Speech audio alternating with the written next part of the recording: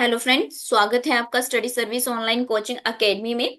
और हम कर रहे हैं इस सीरीज में टीजीटी कमीशन के रिगार्डिंग। और सब्जेक्ट हमने सिलेक्ट किया है पॉलिटी। जो हमारी पॉलिटी की सीरीज चली हुई है उसी सीरीज को जो है हम कंटिन्यू करेंगे और डिटेल में देखेंगे कि जो भी इसमें क्वेश्चंस आपको देखने को मिलेंगे उनको और भी चीजें जानने की कोशिश करेंगे। और अगर आप भी कर रहे हैं टीजीटी कमीशन की तैयारी तो आप स्टडी सर्विस के 25 जुलाई को जो बैच स्टार्ट होने जा रहा है, जिसकी अभी एडमिशन चल रही है, आप इसमें एनरोल हो सकते हो। जल्दी से जल्दी एनरोल हो जाइए बिकॉज हमारा जो ये बैच है इसमें बोथ पेपर करवाए जाते हैं, पेपर 1 एंड पेपर 2। तो दोनों ही जो है ये हमारे पास यहाँ पे ऑनलाइन कोचिंग रहती है आपकी, जिसकी मॉर्निंग और इवनिंग शेड्यूल में क्लासेस लगती है। तो अभी डिस्काउंट में चल रहा है, आप जल्दी से जो है इसे ज्वाइन कर सकते हैं। चलिए अपनी सीरीज को कंटिन्यू करते हैं।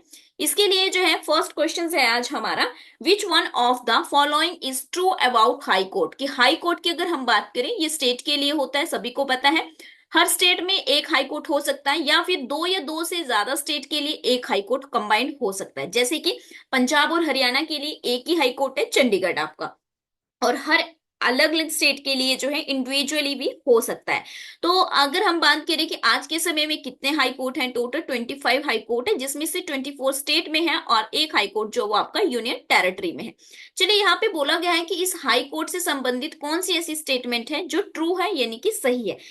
तो first, it has original and epithet jurisdiction.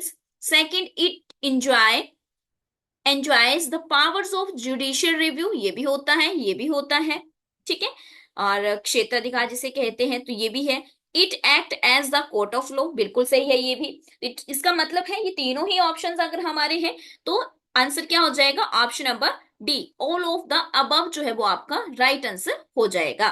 Next question देखते हैं। देखिए अभी मैंने बताया और वही क्वेश्चन आ गया, at present how many high court in India.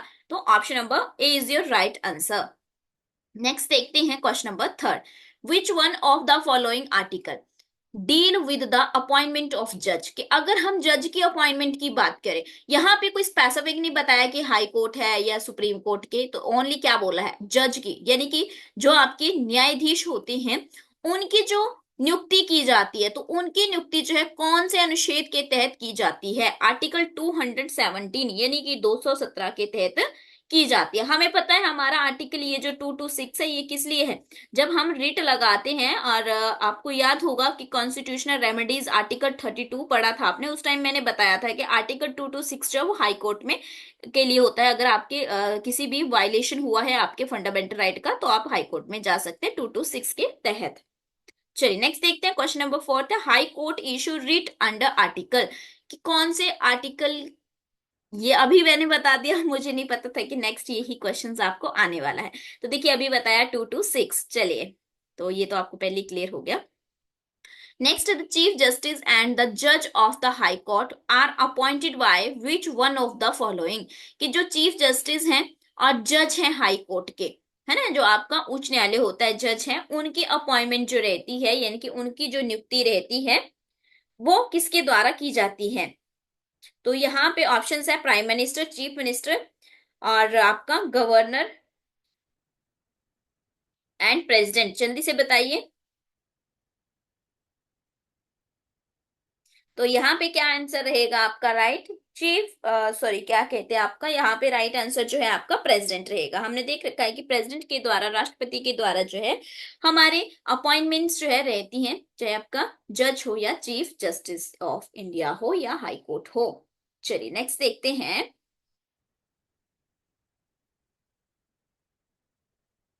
which is the oldest known system design for the red cells in citizens grievance. तो यहाँ पे मुझे लग रहा है ये क्वेश्चंस हमने पहले भी डिस्कस किया हुआ है और हमने ये देखा हुआ है कि कौन सा सिस्टम था। तो आप कमेंट भी कर देना कि क्या राइट आंसर था।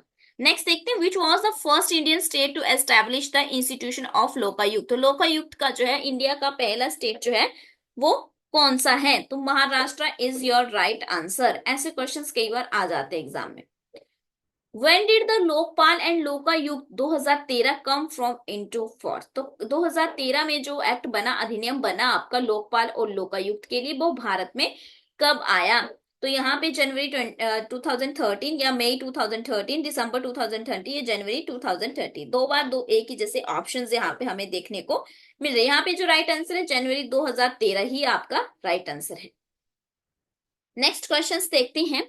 Who appoints the Lokayukta and उप लोकायुक्त, तो लोकायुक्त और उप लोकायुक्त को किसके द्वारा नियुक्त किया जाता है, कौन करता है, गवर्नर ऑफ द स्टेट। कौन करता है, गवर्नर ऑफ द स्टेट, राज्य का राज्यपाल। नेक्स्ट देखते हैं, which state Lokayukta office is considered to be the strongest in term the power and scope. जो लोकायुक्त है, बिच स्टेट यानी कि कौन सा ऐसा राज्य है जहां का लोकायुक्त का जो पद है वो सबसे ज्यादा स्ट्रॉन्गेस्ट यानी कि मजबूत है और उसकी पावर्स और स्कोप भी।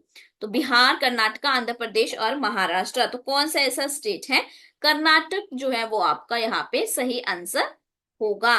नेक्स्ट, अगर मैं यहाँ पे बात करूं, मैंने पहले भी कहा था कि अगर आप टीजीटी के लिए तैयारी कर रहे हैं तो आप हमारे साथ जो ऑनलाइन कोर्सेज को जो है ज्वाइन कर सकते हैं।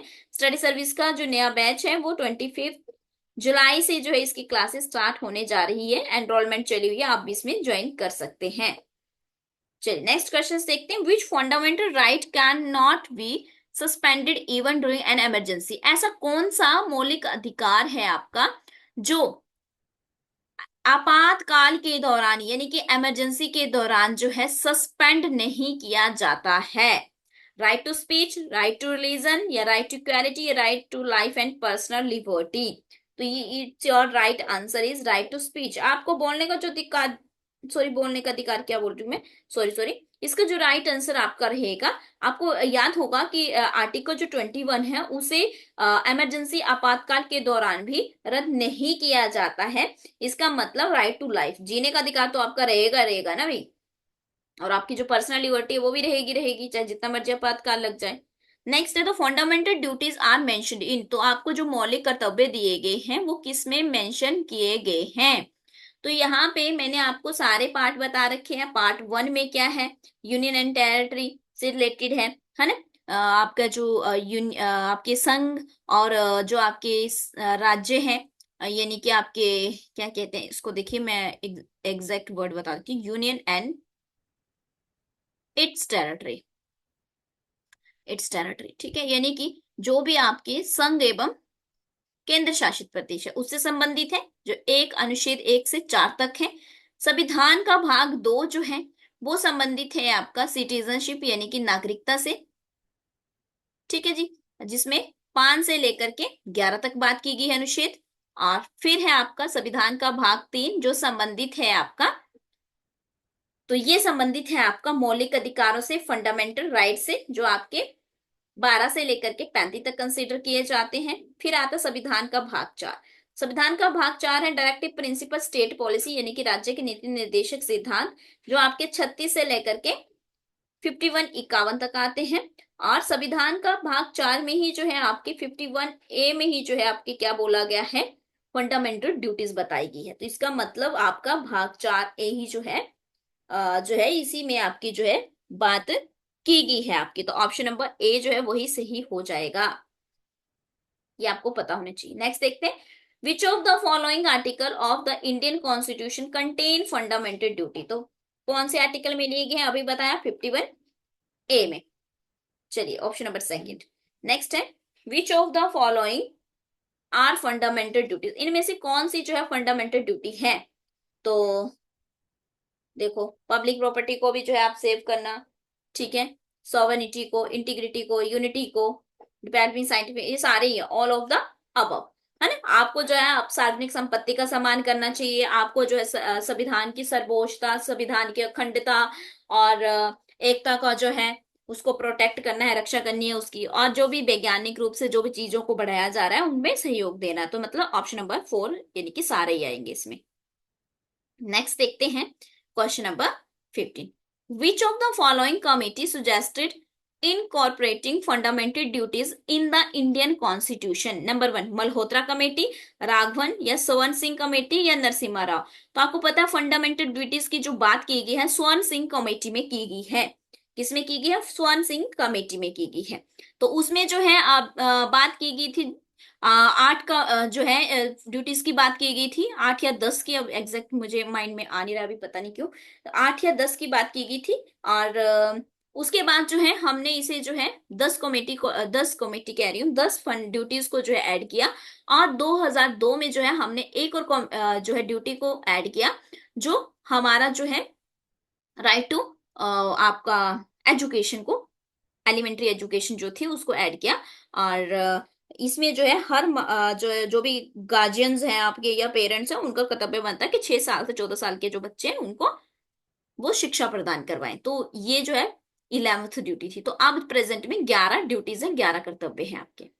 चलिए, which of the following article of the Indian constitution contain the right to religion freedom?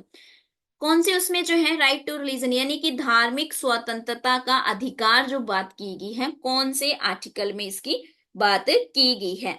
तो किसमें की गई है? आर्टिकल आपका 25 से लेके 28 जो है अनुच्छेद, वो है रिलेटेड टू धार्मिक स्वतंत्रता का। नेक्स्ट है, which of the following article of the Indian constitution guarantee equality before law, यानी कि समानता का अधिकार की बात की गई है, समानता का अधिकार, और and equal protection of law, और साथ में जो है सभी को एक जैसा जो है लॉ मतलब कानून की तरफ से जो है समान संरक्षण प्रदान किया जाएगा भारत के अंदर। तो कौन से आर्टिकल में? आर्टिकल 14। ठीक है। संविधान का जो अनुच्छेद 14 है वो क्या कहता है? कानून के समक्ष समानता, इक्वालिटी बिफोर लॉ। चलिए, which article of the Indian constitution abolishes untouchability, यानी कि असमानता की बात करता है, या फिर कहें कि असमानता को खत्म करने की बात करता है। ठीक है। या फिर हम कह सकते हैं भेदभाव की मनाही भी बोल सकते हैं इसको, तो सिंपल सी बात, भेदभाव नहीं बोलेंगे, इसे कहेंगे अस्पृश्यता का अंत भी बोल देते हैं। एग्जैक्ट वर्ड अगर मैं यूज करूं तो अस्पृश्यता का अंत कहते हैं। तो अनटचेबिलिटी की बात कर रहा है, यानी कि आर्टिकल 17। नेक्स्ट क्वेश्चन है, which of the following is correct with respect to right against exploitation, यानी कि आपके शोषण के विरुद्ध अधिकार की जो बात की गई है, तो उसमें क्या चीजों की बात की गई है? Prohibition to traffic in human beings and force labour, यानी कि मनुष्यों की जो खरीदारी और खरीदना और बेचना जो है, जिसे ट्रैफिक कहते हैं हम, ह्यूमन ट्रैफिक कहते हैं, तो वो ना हो, उस पे मनाही। या फिर मनुष्य को जो है फोर्स लेबर नहीं होना चाहिए, यानी कि उन्हें काम करने के लिए मजबूर नहीं किया जाना चाहिए। सेकंड है, freedom as a payment of taxes for the promotion of the particular religion. Okay, तो यहाँ पे बात की गई है क्या? पेमेंट को टैक्स के लिए फ्री रहने की बात की गई है, या promotion of the particular religion की बात की गई है, या फिर कह रहा है protection of interest of the minorities, ये तो माइनॉरिटीज के इंटरेस्ट को प्रोटेक्ट करने की बात की रहा है, या फिर इक्वालिटी भी फॉलो, तो ये भी नहीं है, ये अलग से है, और ये भी अलग से है, और ये पेमेंट वाला तो कोई ऐसा है ही नहीं अभी तक, है ना। तो ऑप्शन नंबर ए जो है वो ही आपका सही आंसर है। राइट टू अगेंस्ट एक्सप्लॉयटेशन में इसकी बात की जाती है। नेक्स्ट है, in which part of the Indian constitution the fundamental right are provide, Bharat के संविधान के कौन से भाग में जो है फंडामेंटल राइट को प्रोवाइड किया गया? अभी बताया मैंने। तो आपके लिए जो है आप कमेंट करके बताना, मैंने ऊपर बता दिया वैसे इसका आंसर, तो आपने कमेंट करके बताना है कि क्या इसका सही आंसर रहने वाला है। तो इसके अलावा अगर आप कर रहे हैं टीजीटी कमीशन की तैयारी, तो आप स्टडी सर्विस के साथ ऑनलाइन कोर्सेज को घर बैठे कर सकते हैं। कभी भी अब कमीशन का एग्जाम आ सकता है। बहुत सारे बच्चे कई बार पूछते हैं कब आएगा। भी आपको इससे ज्यादा तैयारी की चिंता होनी चाहिए कि आपकी तैयारी जो है वो कितनी है। कई बच्चे क्या होते हैं कि बस जी पेपर भर दिया और पेपर भरने के देने के लिए देखने के लिए गए थे, तो ऐसा ना करिए, क्योंकि ये आपके अगर आपने बीएड कर रखी है तो बहुत ही इंपॉर्टेंट पेपर है आपके लिए ये। और अगर आप टैट या अगर आपके पास, इससे पहले हमें टैट क्लियर करना होता है, अगर आपके पास टैट भी नहीं है तो बीएड करने का कोई फायदा ही नहीं है आपका, जितने भी आपने पैसे लगाए हैं उसका फिर वो समझो अब जीरो है आपका। ठीक है।